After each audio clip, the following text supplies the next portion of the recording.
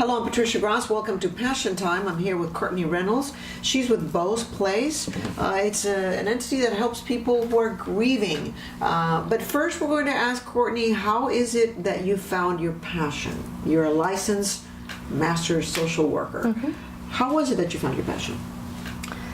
I think life circumstances and family skills of being able to cope with difficult situations that kind of landed in our path just allowed me to be able to deal with difficult situations. And I saw friends and other family members that didn't deal things with that way. They dealt with it and Taking drugs or doing, or just being upset and complaining or Angry. being dramatic and upset Drama. Yes, Right, and yeah. it was just, for me, it was comfortable to sit in the uncomfortable. Okay. And so from a very young age, I remember wanting to continue to do that. Okay. And to sit with people in those times when it hurts. I love that you said sitting in the uncomfortable, because one of my questions is, how as an adult can you help another adult grieve? And it is very uncomfortable. I don't know if it's our society that doesn't allow us to talk about death or grieving, but how is it that I as a person can help another deal with this? I think one of the big things that we can do is don't ask what you can do for someone or how can I help.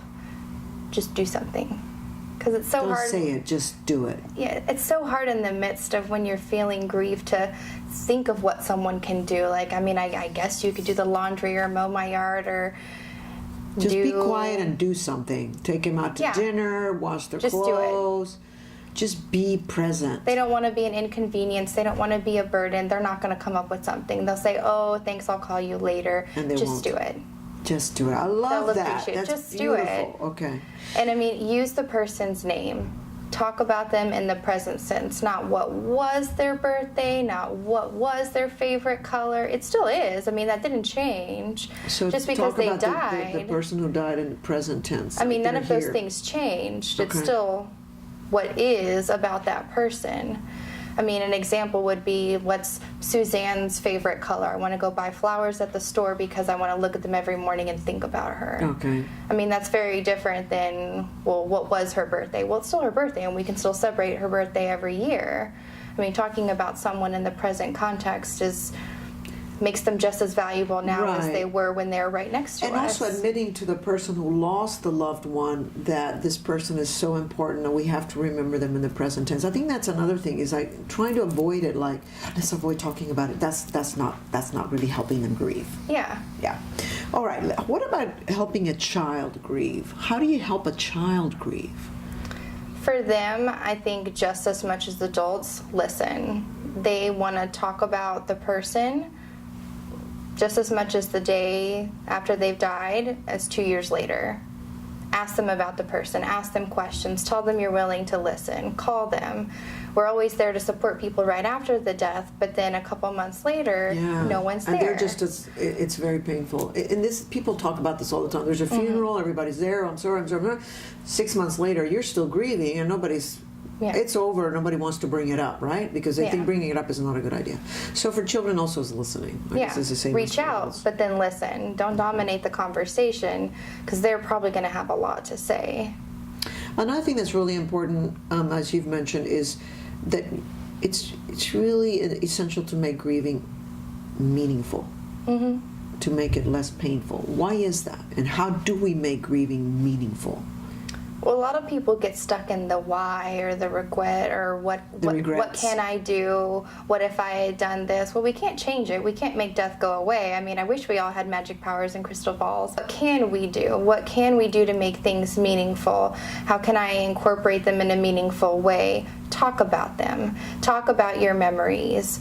And how can you do that in a different way? Write them down, journal about them, use an online forum, make a photo book, scrapbook.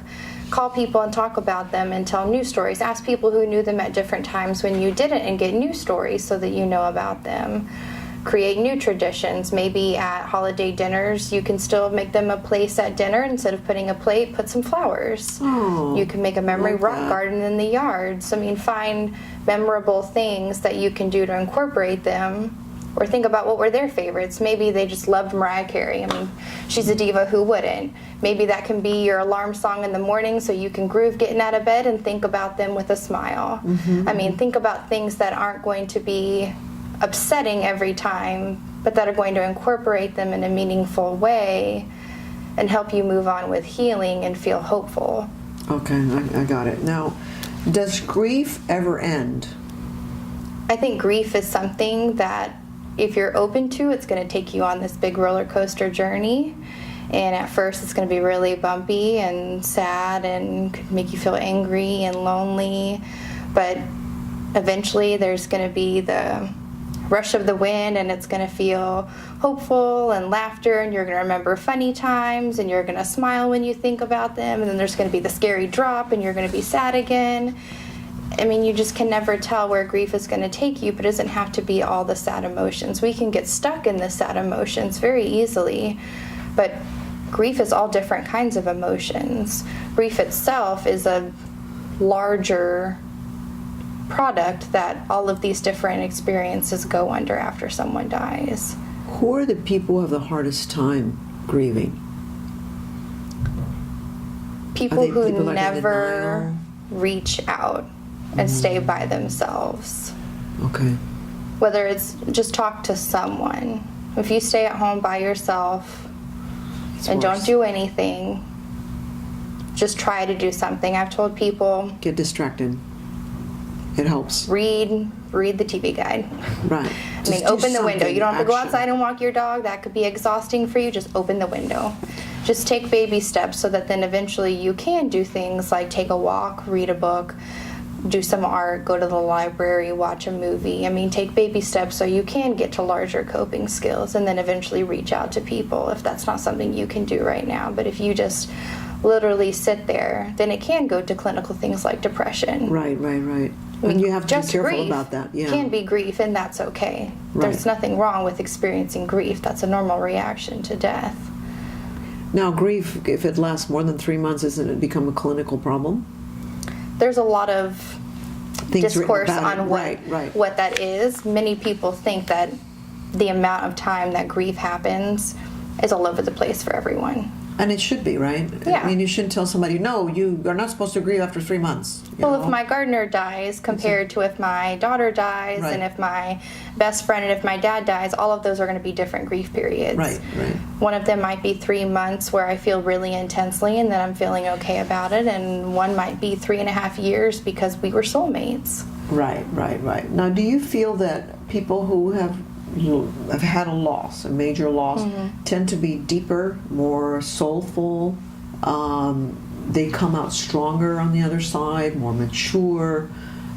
From your experience, obviously everybody's different, so we can't talk in general terms, but just from your experience, do you notice transformations after people have grieved someone they loved or grieved a job they lost or whatever?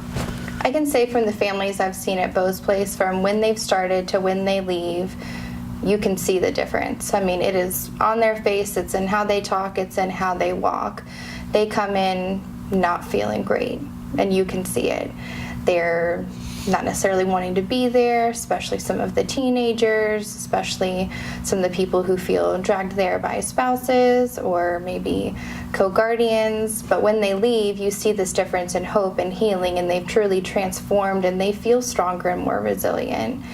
And really being open and willing to implement coping skills at such a young age, which we think is so important for kids, helps you be able to handle any type of trauma or tragedy, which is so important. Right, any type of coping skill that will help deal with other issues.